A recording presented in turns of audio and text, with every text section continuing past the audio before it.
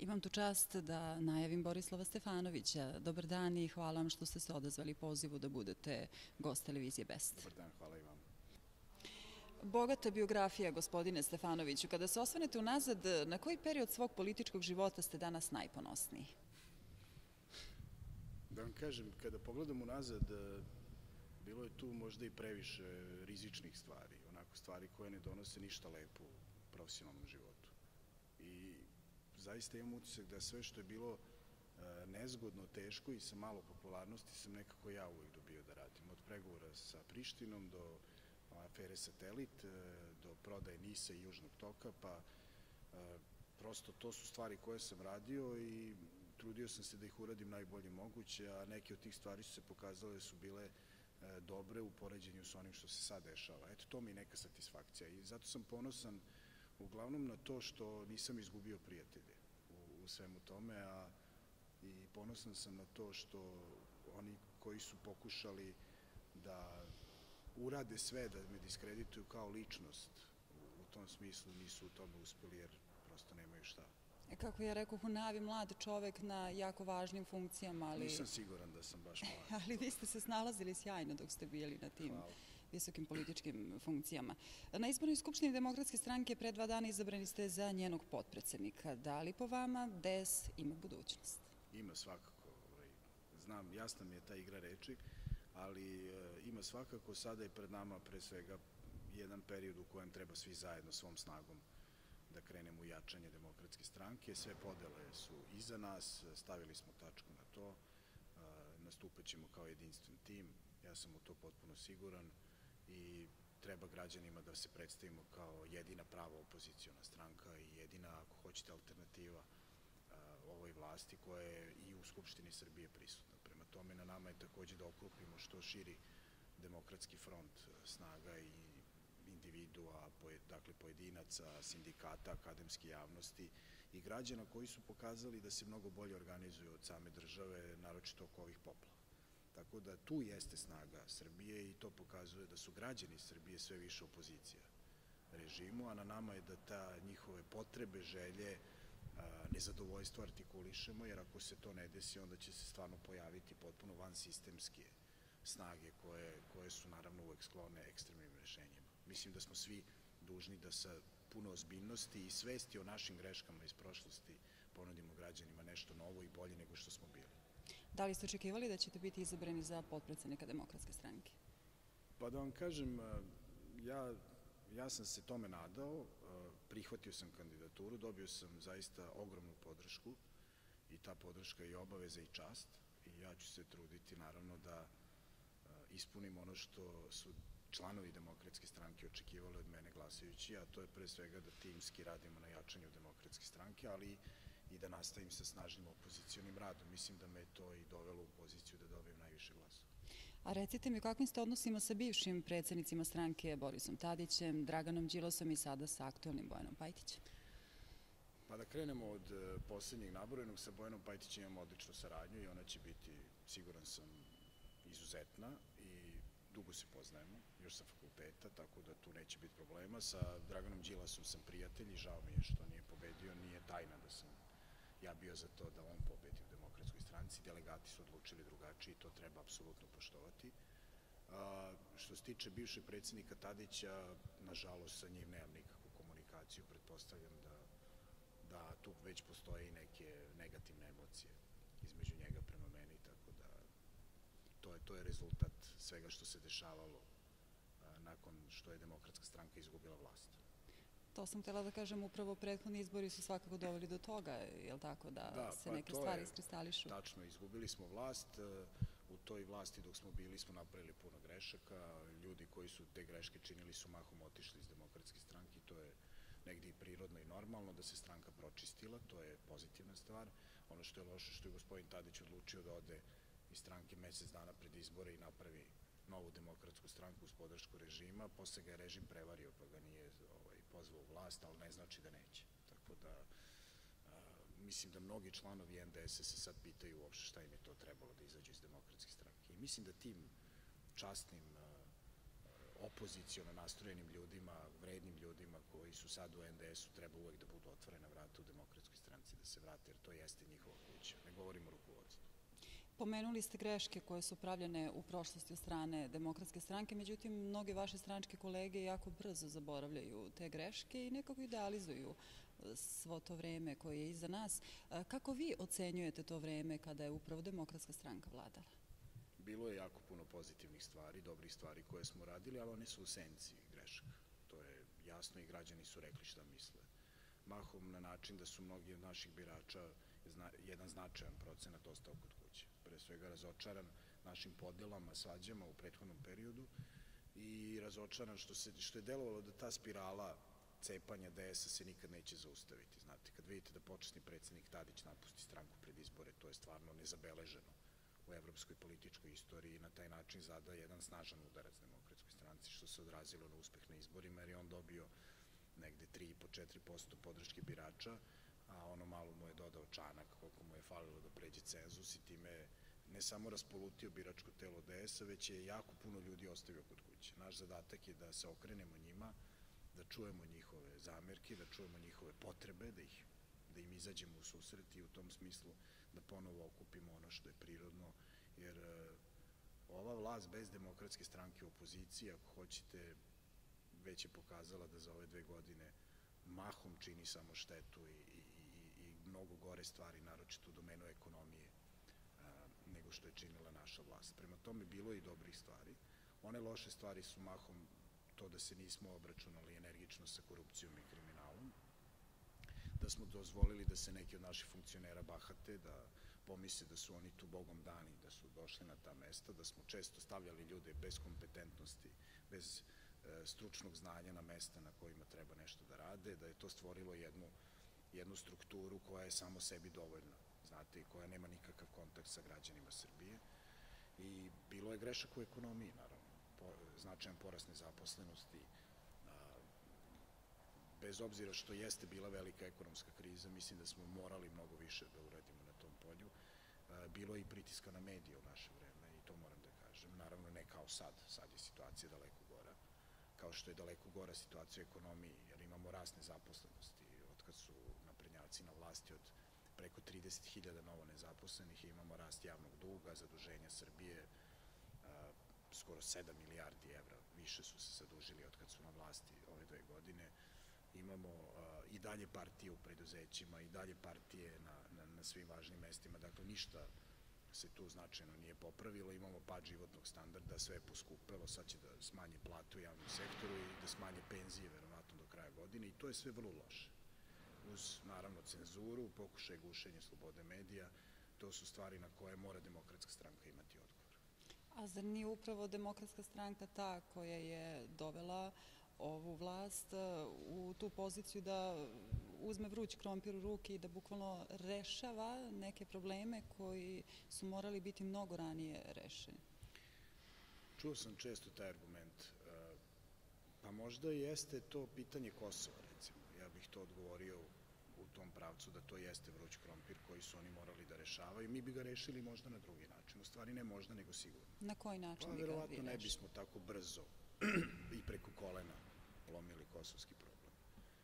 Sa druge strane, rešavanje na taj jedan brzoplet, neoprezan način je njima donelo ogromnu podršku s polja, dakle iz međunarodne zajednice. To je s jedne strane. S druge strane, dugovi koje je ostavila Demokratska stranka ovoj vladi su 7 milijardi evra manji nego što su sad. Dakle, ako ste vraćali stare dugove, kako je moguće da nam je javni dug porastao za skoro 7 milijardi evra? To je potpuno nelogično. Prema tome, oni za tih 7 milijardi evra nisu uspeli jedan kokošinjac u Srbiji da naprave. Mislim da je to činjenica. Nema infrastrukturnih projekata, nema mostova, novih škola, bolnica, nema ništa što je ostalo kao trajna vrednost. Dakle, sve je mahom otišlo ili na kamate ili na potrošnju i mislim da je to jako loše. Drugo, budžet je nerealno projektovan, imamo 2 milijarde evra sada u budžetu kao rupu, deficit, koji ne vidim kako će to da zapuše, prosto nema kompetentnosti, nema znanja, nema hrabrosti. Najlakše je otpustiti ljude, znate, to je najjednostavnije i onda reći to su reforme, to tako mora. Ja mislim da ne mora i mislim da oni jako greše. Mi smo dali naše konkretne ponude i rešenja, naravno oni su gluvi na te stvari, Na nama je da nas građani najzad čuju, pošto oni slušaju šta kažemo, ali nas nisu čuli do sada, zbog toga, baš zato što smo dosta grešili u prošlosti. To prosto vremenom i kroz naš pametan rad sa čistim, nekompromitovanim ljudima mora doći na svoje, sigurno sam. Ali složit ćete se, gospodine Stefanoviću, da, evo, primjera radi most koji je građen u Beogradu, dok je gradonačelnik bio Dragan Đilas, kako narod ume da kaže, koštao nas je kao da smo ga gradili u Parizu ili u Londonu. Evo, ja sam samo jedan primjer navela nečega gde sigurno da su postojale neke vrste zloupotreba i... Pa dobro, da vam kažem, prvo ja ne mislim tako i drugo, mislim da je gospodin Đilas više puta to odgovorio koliko je taj most koštao, vrlo precizno. Nije on određivao cenu, nego struka. Predsjednik Srpske akademije nauka je bio na čelu tog celog projektnog tima. Pare su dobijane iz inostranstva, nije bilo mogućnosti za zloupotrebe kroz jedan strogo kontrolisan proces. I zaista je ta priča poslužila samo u političke svrhe da se ošteti Dragan Đilas, ali ja ne vidim da je bilo ko optužen za bilo kakve zloupotrebe, mahinacije oko toga i ti bilo šta za 2 godine. Dakle, sve je služilo samo da se ljudi iz Demokratske stranke oblate. Uhapsili su negde 60 članova DS-a za ove 2 godine, većina njih, 90 i, recimo, ajde kažem, 9% je puštena nakon sprovedenog postupka ili prvog dela postupka, tako da građani su uporno trovani kroz medije da su demokrate lopovi i ispostavilo se da to baš nije tako, pošto ne vidim da bilo koja od tih optužbi je ostala na svojim nogama, prosto nije zasnovana na činjenicama. Dragan Đilas je prošao kroz neviđeno blaćenje, apsolutno su svi papiri, sva dokumentacija, sve vreme bili dostupni i tužilaštvu, i inspekcijskim službama, i revizoru, i svima, i ništa nisu tu našli, sve što su našli jedno zaista domaćinsko, sjajno poslovanje grada Beograda, koje se sada vidi da je nedostižan vrh za gospodina Sinišu Malog i Gorana Vesića, koji sad vode Beograd i koji su počeli da ga vode na način tako da su ukinuli apsolutno sve prinadležnosti i trudnicama, i porodiljama, i učenicima, i penzionerima, i za prevoz, apsolutno su sve ukinuli. Razumete, oni su ukinuli pomoć omladini ometenoj u razvoju. Oni su sve ukinuli. Sve što su mogli su ukinuli. Pa znate šta? I onda kažu nema para. Pa kako je Đilas imao para? Budžet je potpuno isti. Puno ste gospodina Đilasa nahvalili kao da je on postao predsjednik Demokratske stranke. Ja govorim o gospodinu Đilasu kao čoveku koji je po meni u užasno teškim uslovima vodio Demokratsku stranku i lično i kao stranka smo prošli kroz zaista jako težak period i trebamo odati svako priznanje, ali mnogo značajniji, jasni, vidljivi rezultati Đilasa kao gradonačelnika Beograda, što Beograđani svaki dan sad vide otprilike kako to izgleda kad ljudi koji nemaju ni stručnost, ni zaista pravu želju da nešto promene na bolje vode grad.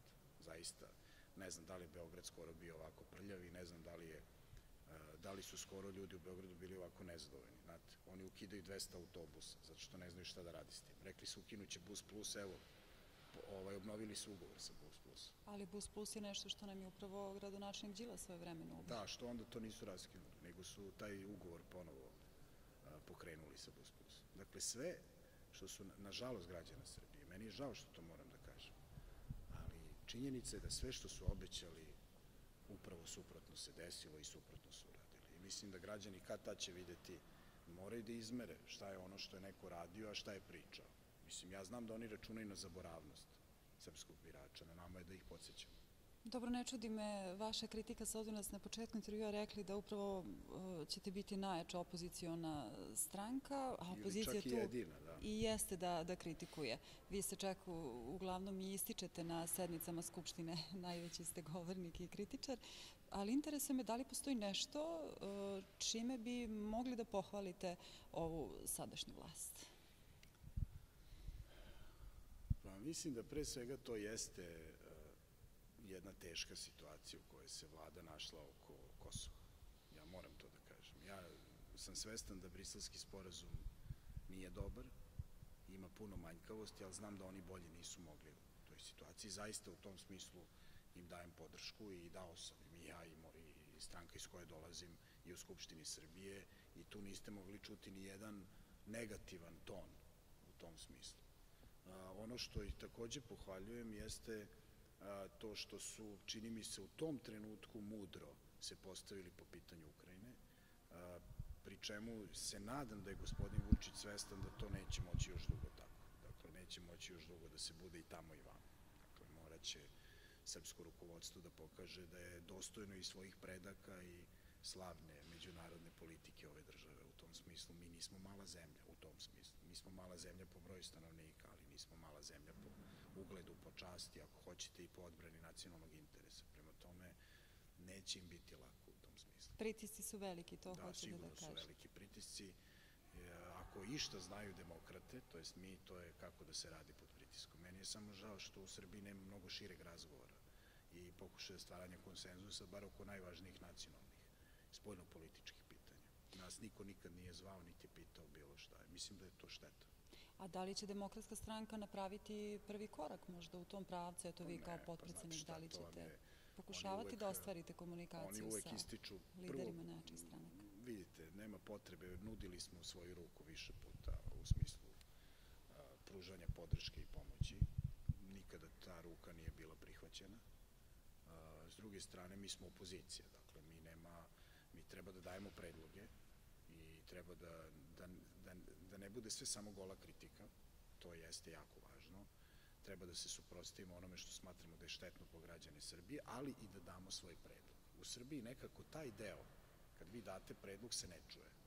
I mi uvek damo predlog, ali to niko ne čuje. Svi čuju samo kritiku, znate. Mislim da je to jako loše za naše društvo i za Srbiju, ali u tom smislu prosto, sad ću citirati gospodina Vučića kad je on bio opozicija, kad sam ja pregovarao o Kosovu. Da čujemo. Pa kada su ga novinari pitali, a šta biste vi uradili na Kosovu, on je rekao, to ćete vidjeti kad dođemo na vlast. Ja to nikad neću reći. Dakle, ja ću uvek da predstavim stvari onako kako smatram da Demokratska stranka i ja lično bih nešto uradio. Sve vreme pominjate Srpsku naprednu stranku i upućujete kritike njen račun, ali sami znate da dojučerašnji koalicioni partner Demokratske stranke je bila Socijalistička partija Srbije. Kakvi su odnosi sa tom strankom danas? Pa oni su režim. Mi njih ne gledamo kao neki izdvojen bolji deo režima u tom smislu. Zaista ne vidim ih uopšte. Oni su režim, oni su stranka koja je po svaku cenu htela da uđe u vlast. Uspeli su da uđu u vlast. Ja mislim da bi oni ušli u vlast i da su dobili Ministarstvo ekologije. To je potpuno nevažno bilo njima i time ne shvataju da u stvari u očima birača i građana Srbije dosta padaju, iako oni imaju vrlo jako stabilno biračko telo i to treba respektovati. Ja mislim, dobro je što su stranka levice, to je nama blisko sa te strane, naravno razdvaja nas Slobodan Milošević i njegov režim, ali nekako tu sad sve više postoji jedna nova snaga, nova struja u SPS-u, recimo gospodin Ružić. Ja onako iskreno kada pomislim na SPS, ja pomislim na Branka Ružića. Nekako mi to deluje kao budućnost i jedna moderna stranka levice koja je apsolutno raskrstila sa Miloševićem. A kako stvari stoje, raskrstit će i Vučić sa njima. Kad pogledamo našu političku scenu, koje političare bi vi lično pohvalili, a koji političari bi po vama trebalo da prestanu da se bave politikom? Mislim da su nam građani svima poslali jasnu poruku na ovim izborima. Demokratska stranka je postigla jako loš rezultat, a SNS je postigao, ja mislim, svoj istorijski maksimum. Svi treba da izvučemo pouke iz toga, da popravimo ono što ne valja, a puno toga nije valjalo, i da građanima damo pre svega jednu kvalitetnu ponudu gde će oni moći da vide da neko može neke stvari bolje da uradi od sadašnje vlasti, što i nije teško, ako ćemo pravo. Mi smo se mnogo više bavili samim sobom i to je šteta zato što ne pamtim da je Srbija imala ovako lošu vlast i samim tim to vam je kao da ste u fudbalu i pucate penale, a nema golmana. Samo što mi umesto da pucamo na taj gol, bez golmana, mi stalno se bavimo ko ima koje boje dres, ko će da šutira, ko neće da šutira i mislim da smo u tom smislu sada tu stvar ostavili iza sebe i sad najzad možemo da se skoncentrišemo na ono što jeste zadatak opozicione stranke, a to je korekcija vlasti i ispravljanje grešaka vlasti i davanje kvalitetnih predloga da Srbiji bude bolje. To jeste primarni interes. Svi smo napravili greške u prošlosti, svi smo platili cenu tih grešaka. Demokratska stranka možda i najviše, Ali ako ćemo pravo, ni Aleksandar Vučić, ni Tomislav Nikolić nisu neka nova lica. Znate, oni su u politici preko 20 godina obojica. Pa onda mi je uvek najsmešnije kad neko kaže treba neka nova lica. A Tomislav Nikolić i Aleksandar Vučić su baš nova lica. Ne znam da li imam političko sećanje na vreme pre njih. Mislim da ne. A gde vi vidite Borislava Stefanovića za koju godinu na političkoj sceni Srbije? Da li ga uopšte vidite na političkoj sceni? To vam je politika jedno prokuženo zanimanje. Mislim, građani Srbije kad su ljuti i to opravdano, oni kažu političari. Mene to uvek zaboli, zato što ja ne verujem da su svi isti. I jako velika opasnost u tome svi su isti. To kad kaže građani, kad kažu svi su isti, onda građanin je jako nezadovoljan, opravdano i on najčešće onda ide u apstinenciju i izbori ga ne zanimaju, ne shvatajući da time daje nekom drugom šansu da odlučuje o njegovoj sudbini. Ja znam da to zvuči kao fraza, ali je stvarno tako. Ja sebe vidim u politici, iako sam ja profesionalni diplomata, zaposlen na konkursu, bez uticaja političkih partija, tad nisam bio član Demokratske stranke, mada mi to niko ne veruje, to odmah da kažem, nego svi misle da u Srbiji se samo preko veze zapošljava. Ja sam ponosan što sam bio među najboljima na jednom konkursu na koji se prijavilo preko 2000 kandidata, primili su nas 28. Imali smo rigorozne testove, ispite, koji su trajali 1,5 godinu dana i tako sam postao profesionalni diplomata, iako sam se bavio advokaturom pre toga. To jeste moja ljubav i moja profesija i onda sam iz diplomatije otišao u politiku. Obično je obrnuto u Srbiji. Obično političari trče u diplomatiju. Ja sam vam primer suprotan od toga. I žao mi je što sam moju struku onako malo zapostavio, ali nekako ovaj izazov je zaista velik. Znate, kad imate ovako snažnog protivnika, kad imate ovako lošu vlast kakvu mi imamo, onda je to zaista veliki izazov. I onako pomislim često, kao i verovatno većina ljudi u Srbiji, ne samo političara, čemu sve ovo? Znate, ljudi, građani Srbije sad koji gledaju kod vas u Timočkoj krajini, oni verovatno misle da se raspadamo svi od para, da smo puni, da imamo neke dnevnice, što je neistina. Pa dobro, lepo ste obučeni, moram priznati. Pa hvala, da, to je... To je najmanje, je li tako? Da, to je više proizvod višegodišnjeg rada i dobrog sužavanja od strane krojača, ali to sad i onako ljudi ne veruju u te stvari, tako da mislim da je najvažnije oružje srpskog političara danas poštenje. I ako hoćete to, koliko smo svi uprljani u prošlosti, mislim da će podršku građana dobijati oni ljudi koji su dosledni onom što govore i rade i čiji životni standard ne odudara od životnog standarda građana Srbije. I mislim da u tom smislu mi se baš nismo mogli pohvaliti u prošlosti, ali mislim da sada ipak je jedna mnogo bolja situacija. I da malo poštenije završimo ovaj intervju, kako provodite slobodno vreme ako ga uopšte imate? Pa dobro, znate šta, meni uvek zadovoljstvo da se prošetam, da pročitam neku dobru knjigu. Šta čitate? Pa evo sad trenutno čitam profesora Đurića, Istorija starih Grka i uvek volim inače istorijsku literaturu. Ja mislim da sam pročitao sve što postoji i o Sovjetskom savezu, i o Sjedinjenim Američkim Državama, i o ličnostima koji su stvarali te nacije, o Napoleonu, Rišeljeu. Prosto volim istorijsku literaturu, volim i poeziju, obožavam Rakića, obožavam Dučića, volim dakle te stvari, volim da pogledam dobru seriju ili film. Sad ima jako kvalitetnih serija, mnogo boljih nego kad sam ja bio mlad. Tako da, uglavnom se trudim da budem negde u prirodi. Žao mi je što nemam dovoljno vremena za sport. Inače, volim košarku, kao i većina drugih ljudi, pretpostavljam. Nemam neku visinu za to, ali eto, trudim se. I uvek nađem vremena, bar za knjigu ili za film ili za neku muziku. Ako ništa drugo, kasno uveče kad se vratim kući, bar taj period pokušam da sačuvam za sebe. Telefon je jedna potpuno grozna stvar koja je izmišljena, mislim na mobilni telefon i zato imam utisak da svesno pokušava da naruši moj duševni mir jer neprekidno zvoni, ali to vam je tako. U svakom poslu sad mislim, sad više nije ni bitno čime se bavite. Koju muziku slušate? To vam je vrlo zanimljivo pitanje. Vidite, ja sam dete jednog drugog vremena, kada se muzika stvarno slušala. Znači, kad su ljudi trudili da nabave ploče, kada smo snimali na one kasete, sećate se, i kad nije bilo toliko ni spotova, ni muzičkih kanala i na radiju nije bilo emisija sa nekom muzikom za omladinu koja to sluša. Sada je toga u ogromnim količinama. Sada imamo hiperprodukciju svega, uglavnom nekvalitetnog, tako da s te strane osjećam se malo kao dinosaurus. To što ja slušam i imam utisak da to više niko ne sluša, iskreno. I nažalost sve se svodi na to da kad sedem u svoj auto, u mog punta, onda uglavnom u auto stižem da slušam muziku, još uvek preko diskova. Sad vidim da tu imaju neke sprave u koje se ja baš ne razumem i uglavnom je to neka ili malo žešći rock'n'roll ili punk rock uglavnom. Mislim, to je nešto što je obeležilo moje odrastanje. Teško se odričem toga, ali u principu nemam ništa protiv kvalitetne muzike, generalno. Mislim, sve mi prija. Prošla su vremena kad sam muziku preozbiljno doživljavao. Znate, ja sam nekad muziku doživljavao kao vrlo jaku poruku, kao estetski, muzički obojenu poeziju. Sada je to sve onako banalno i jednodimenzionalno, nažalost.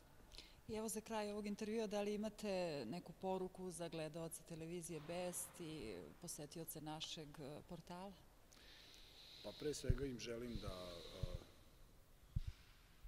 da sačuvaju tu klicu slobode koja je karakteristična za Timočku krajinu, da su to ljudi koji su posebno kova, visokog osjećaja časti i odgovornosti i koji su znali uvek u brk da kažu, bez obzira koliko je vladar jak, šta misle o njima, tako da poručio bih im da budu zdravi i da ima što više posla, jer je to najvažnija stvar u Srbiji, da napravimo zaista da ljudi rade, da dođu do zaposlenja. Od toga nema ništa važnije, da popravimo zdravstvenu zaštitu i obrazovanje u Srbiji. Želim da se Timok ne izliva, to im želim, pošto to jeste veliki problem i želim im da svi jedni druge malo više slušamo i ostanemo složni i solidarni kakvi smo bili za vreme poplava. Evo, ja bih želeo zaista da takvi ostanemo trajno, da takvi budemo zauvek. Hvala. Hvala i vam.